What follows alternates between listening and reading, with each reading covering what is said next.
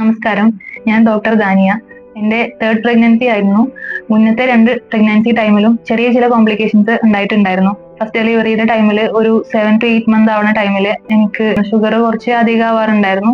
അതുപോലെ ബ്ലഡ് വളരെ കുറവായിരുന്നു.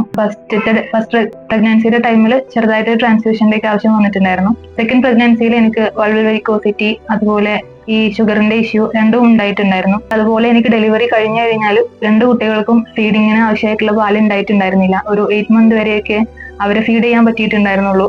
അപ്പോൾ അങ്ങനത്തെ ബുദ്ധിമുട്ടുകളൊക്കെ ഉണ്ടായ സമയത്ത് തേർഡ് പ്രഗ്നൻസി വന്നപ്പോൾ എന്തുകൊണ്ട് റെസിസ്റ്റൻസ് ഉണ്ടായിക്കൂടാ എന്ന് ചിന്തിച്ചു. അങ്ങനെയാണ് സോഷ്യൽ മീഡിയ വഴി ഡോക്ടർ നയനയുടെ ഡിയർമ വെൽനെസിനെ കുറിച്ച് അറിയുന്നത്.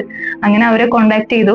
ഫസ്റ്റ് തന്നെ നമുക്ക് കുറച്ച് കൺസൾട്ടേഷൻ സെഷൻസ് ഉണ്ടായിരുന്നു. തുടർന്ന് കുറച്ച് സെഷൻസ് നമ്മുടെ ഡയറ്റിന്റെ കാര്യങ്ങൾ, പ്രാണായാമം, യോഗ, അതുപോലെ ജനറലി നമ്മൾ എടുക്കേണ്ട മെഡിസിൻസിനെ കുറിച്ചൊക്കെ നമുക്ക് ക്ലാസ്സുകൾ തന്നുകൊണ്ടിരുന്നു.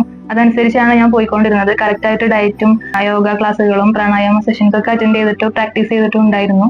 അതുകൊണ്ട് തന്നെ എനിക്ക് ഷുഗറിന്റെ ഇഷ്യൂ ഈ പ്രഗ്നൻസി പീരീഡിൽ ഉണ്ടായിട്ടില്ല.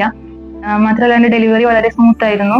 ഡെലിവറി കഴിഞ്ഞിട്ടും പോസ്റ്റ്നേറ്റലായിട്ട് കഴിക്കേണ്ട ഡയറ്റും അപ്പോൾ ചെയ്യേണ്ട കാര്യങ്ങളും കുട്ടീനെ എങ്ങനെ കെയർ ചെയ്യണം എന്നുള്ളതും പാരന്റിങ് സെഷൻസും എല്ലാം ഇവർ തന്നിട്ടുണ്ടായിരുന്നു. അതിനുശേഷം എനിക്ക് ഏറ്റവും കൂടുതൽ സന്തോഷം തോന്നിയ ഒരു കാര്യം, മുന്നത്തെ 2 ഡെലിവറി കഴിഞ്ഞിട്ടും എനിക്ക് പാല് വളരെ കുറവായിരുന്നു. പക്ഷെ ഇപ്രാവശ്യം എനിക്ക് നല്ല രീതിയിൽ പാലുണ്ടായിരുന്നു. ഇപ്പോഴും എൻ്റെ കുട്ടിക്ക് ഇപ്പോൾ 1 വയസ്സും 2 മാസമായി, എന്നിട്ടും ഫീഡിങ് കണ്ടിന്യൂസ് ആയിട്ട് നടക്കുന്നുണ്ട്. അത് വളരെ ഒരു സന്തോഷമുള്ള കാര്യമാണ്. എന്തായാലും ഈ ഒരു പ്രഗ്നൻസി ജേർണി എന്ന് പറയുന്നത് വളരെ ബ്യൂട്ടിഫുൾ ആയിരുന്നു. Thank you dear.